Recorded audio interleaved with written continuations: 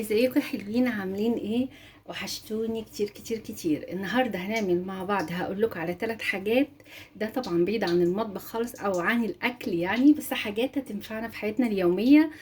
بجد هتبقى حلوه جدا وهتساعدوا بيها ان شاء الله. طبعا قبل ما نبتدي هنصلي ونسلم ونبارك على سيدنا محمد وعلى اله وصحبه اجمعين. عجبتكم العروسه دي؟ جايه لي هديه. المهم هنعمل ايه هقول لكم. بصوا، احنا في مطبخنا دايما بنعاني من حكايه تفصيص الثوم. انا بجيب هنا ميه دافيه شويه، وهروح يعني مفروله الثوم بالطريقه دي كده اهو، واحطه. مثلا انا صحيت الصبح، انا هعمل عندي شغل كتير عندي. هعمل محشي، هعمل اي حاجه فيها ثوم.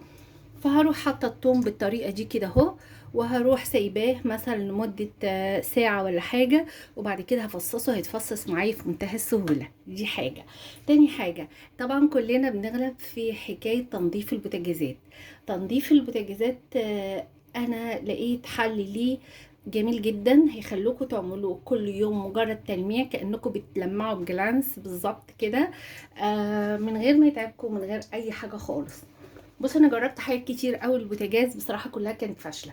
هقول لكم بقى الحاجه اللي انا اكتشفتها، وحاجه في قلب مطبخكم وفي نفس الوقت هي مش مكلفه خالص. انا بجيب رشاش، سيبكم من النوع ده نوع فاشل اصلا، جبته ما نفعش معايا. بروح حاطه عليه تقريبا من ربع تلت كوبايه خل كده اهو. وبعدين بروح جايبه اي مسحوق عندك، واحط نقطة بالظبط كده، يعني مثلا هنقول معلقة صغيرة، المعلقة الصغيرة بس كده، وهملاها مية.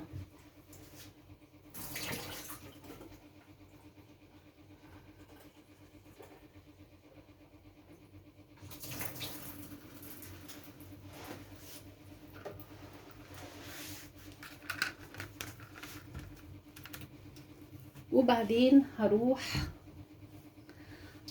رشة بيها. بصوا انا مليتها، انا كل الموضوع ان انا مليتها مية. بصوا الفوم اللي هي بتعمله، شايفين؟ بصوا الفوم دوت، مجرد ما بتجيبوا بترشوه على البوتاجاز، وبتجيبوا فوطة عندكم وتلمعوا كل البقع والحاجات اللي عليه، هتلاقوها اتعانت. وبصوا يا جماعة، انا نفس المقادير ديت او نفس الحاجات ديت بعملها كملمع للازاز، بس بحط عليه مثلا لو عندك اي برفان، اي في روايح اللي هي روايح المطبخ ديت، اللي هي بتبقى زي ريحة الخوخ، ريحة التفاح، الياسمين، الحاجات ديت حطوها معاها، هتديكوا ريحه حلوه قوي في الشقه، وهتديكوا بقول لكم نفس الفوم ده والله. وبصوا لمعوا الازاز، هتخليه بيلمع بطريقه رهيبه. بصوا من غير اي حاجه، هو الخل والمعلقه الصغيره بتاعه مسحوق المواعين اللي عندك، اي مسحوق، اي مسحوق يا جماعه، مش شرط مسحوق معين، وحطيه في الرشاش واملي الرشاش، هتلاقي عمل لك الفوم دوت. يا دوبك بتروحي ملمعه بيه البوتاجاز. انا كده البوتاجاز مبقاش عندي بيسبب اي مشكله، لاني على طول كل يوم الصبح بصحى برش الرشه ديت والمعه، وبيبقى عندي زي الفل. دي تاني حاجه. يبقى احنا عملنا الطومه، عملنا التلميع الازاز، وتلميع البوتاجاز، وتلميع اي حاجه على فكره بيلمعه بيخليه جامد جدا. طيب، انا عندي غسالة الاطباق، طبعا المسحوق بتاعتها غليت جدا.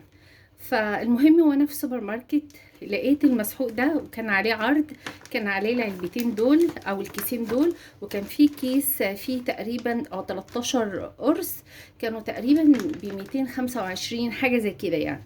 المهم ان انا جبته. انا غسالة الاطباق بتاعتي صغيره، وبعدين لما افتح لكم كيس وبعدين يعني القراص دي، حكايه القراص دي مش هكمل معاها، لان القرص اكيد هو عايز غساله كبيره. طب انا اعمل ايه؟ طبعا القرص ده كله على الغساله الصغيره يعني خراب بيوت، والحاجه اصلا غاليه. طب انا هعمل ايه؟ بصوا انا بروح جايباه، وبروح دقاه بايدي الهول، فبيبقى بودر كده. وبالمعلقه الصغيره دي بروح حاطه معلقه او معلقه ونص في الغساله وبس كده. طيب بالنسبه للغسالات الكبيره بقى، لو انتوا مثلا، انا طبعا انا ما عنديش غساله كبيره، انا عندي الصغيره بتاعه الاطباق الصغيره، فالقرص دوت ممكن تقسموه لاتنين وتستعملوه. يعني انا سمعت كتير بيقولوا ان هما بيقسموه باتنين وبيستعملوه وبتبقى النتيجه معاهم تمام. على فكرة النوع دوت هو حلو، بس مش بنفس درجة اللي انا كنت بستعمله. انا كنت بستعمل ديش باور، وبصراحة كان حلو قوي، او ديش باور، وكان حلو جدا، وكان سعره حلو بس غالي قوي، وبعدين كمان مبقتش الاقيه. دي حاجة. تاني حاجة بقى اللي عايزة اقولها لكم، بصوا، هي المشكلة ديت مشكلة خاصة بواحدة صاحبتي، وهي اللي طلبت مني ان اقوله. طبعا انتوا عارفين البنات الصغيرين لما، او البنات او المدامات لما بيبقى عندهم ولاد، بتبقى في بعض مشاكل عندهم، اللي هي مشاكل بتحصل بينها وبين حماتها او بينها وبين زوجها. اللي حصل ان مشكلة حصلت بين صاحبتي ديت هي وزوجها بسبب حماتها. والمهم انها راحت زعلت ونزلت ساعتها من عربيتها وراحت لعمه واشتكت المشكلة. فالمهم تاني يوم بعد ما روحت البيت لقت المشكلة تقريبا العيلة كلها عارفاها، وكل بقى يحكي لها لحد ما وصلت لحماتها اللي هي اصل المشكله.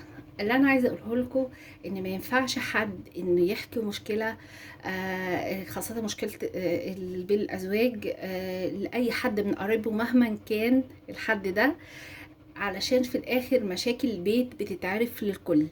فخلي بالكم من النقطه دي، بلاش ان انتوا تحكوا مشاكلكم لحد، وحاولوا ان تبقوا مشاكلكم في قلب بيوتكم وما تخرجش عن بيوتكم. يعني دي نصيحة أنا بقولها لكم، لأن صاحبتي حصل لها مشاكل كتيرة جدا بسبب إنها زعلت وراحت لعمه وحكت الحكاية. لقت الحكاية تقريبا كل العيلة عارفاها، والكل بيتصل بيها وبيقول لها لحد ما وصلت المشكلة لحماتها وعرفتها. فطبعا الموقف أصلا بايخ ومش ظريف.